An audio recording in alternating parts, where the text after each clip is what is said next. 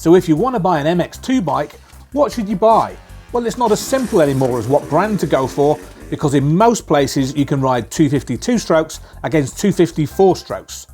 So this year we decided to put all the 2-strokes and 4-stroke 250s from the big 6 manufacturers right up against each other to decide what's best. All the bikes were put on their dyno to see how much power and torque they make.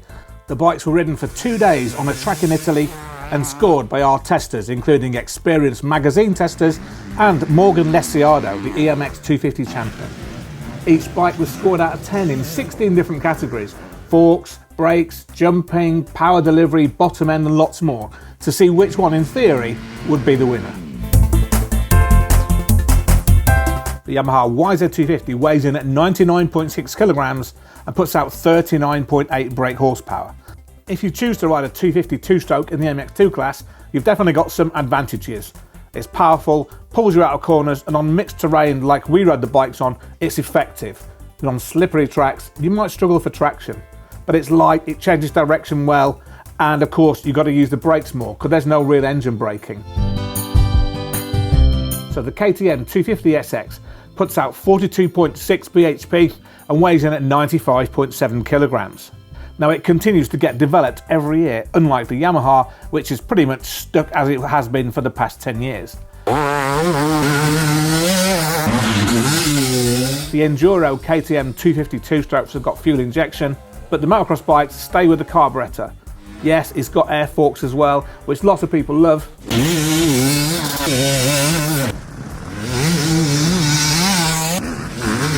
KTM comes out of the same factory as the Husqvarna, but actually feels a little bit different. At the top end, the power stretches on a little more, but the rear shock kicks perhaps just a little bit more too. The Husqvarna TC250 weighs in at just 96 kilograms and puts out 42.7 horsepower. Yes, of course it comes out of the same factory as a KTM, but the bikes definitely feel a little bit different, thanks to different component choices. It is a little bit old school. There's no electric starter, you've got to use a kickstart. Of course, it's still got a carb instead of fuel injection, but the rest of the bike's bang up to date. Compared to the KTM, our testers found it actually a little bit easier to ride. It's really well sorted, it soaks up the bumps well, and it's a really well balanced package. Back to Yamaha and the YZ250F, the 4-stroke, which weighs in at 101.4 kilograms and puts out 37.7 brake horsepower. Now this bike's unchanged for 2020 and got the full makeover treatment last year with the all new plastics, chassis, engine and electronics. The frame sets a standard for precise handling, and those KYB forks are just fantastic. Everyone's loved them. However, once you jump on the bike compared to others, it does feel a bit different. Slightly wider in the front and perhaps cramped a little bit between the saddle and the footrests. Overall, the bike handles really well with great suspension, and it just feels a lot lighter than it really is. The Suzuki RMZ250 weighs in at 101 kilograms and puts out 36.8 bhp. The RMZ250 last year revived Suzuki's presence in the MX2 class as it uses the bodywork and the chassis of the latest 450. It also has the twin fuel injection engine and KYB suspension. It's just a shame the bike hasn't been updated for 2020. Like the 450, this bike needs to get its suspension set up right. The Kyoba 48mm forks initially feel hard and not very comfortable, so you need to open up the compression to make them travel through their stroke a bit more. The rear shock's got separate adjustments for high speed and low speed, both compression and rebound. However, this is an old engine. It's still got a kickstart on it, and over the years it has been improved, but it's not at the top of the pile. The KTM 250 SXF, yes, the bike that Jorge Prado took to the World Championship, weighs in at 99.4 kilograms and puts out a whisker under 40 bhp. Now for 2020, the bike's pretty much unchanged. It's the bike that all others have had to match up to. But it's got an advanced and really compact dual overhead cam motor and really good electronics. Right out of the box, the air fork's right in the ballpark, and everyone loved the rear WP Exact shock, which just soaks up the bumps without bottoming and really does give excellent traction. It's a great bike pretty much everywhere. It's fast, it's easy to ride, and its biggest strength is the engine.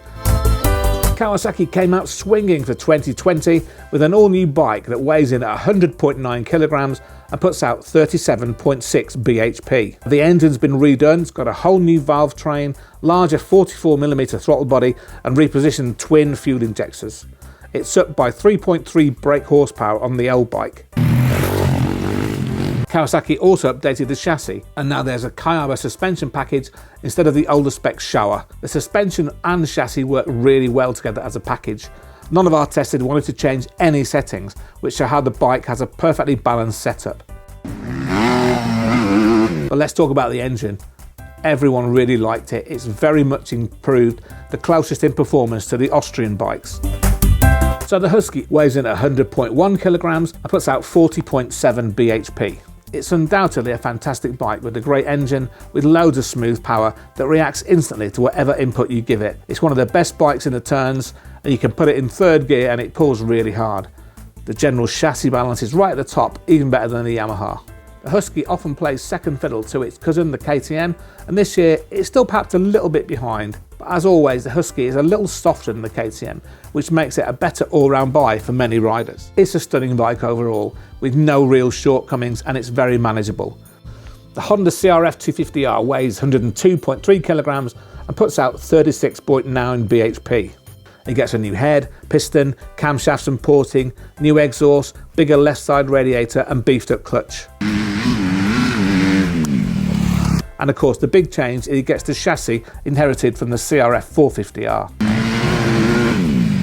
There's not much bottom end and the throttle response is not instant, but the mid-range is decent and it stretches out well at the top. Being so manageable, it's easy to hit jumps and push it really hard into the corners. Suspension is good once you fine-tune it.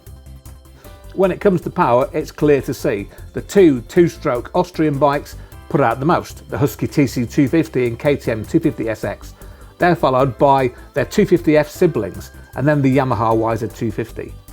When it comes to torque, the two-strokes rule again, and look there, right at the top, the Yamaha YZ250. That massive hit of torque really feels awesome out of corners. It's easy to use, and what a great bike. In the right hands, it can be a winner.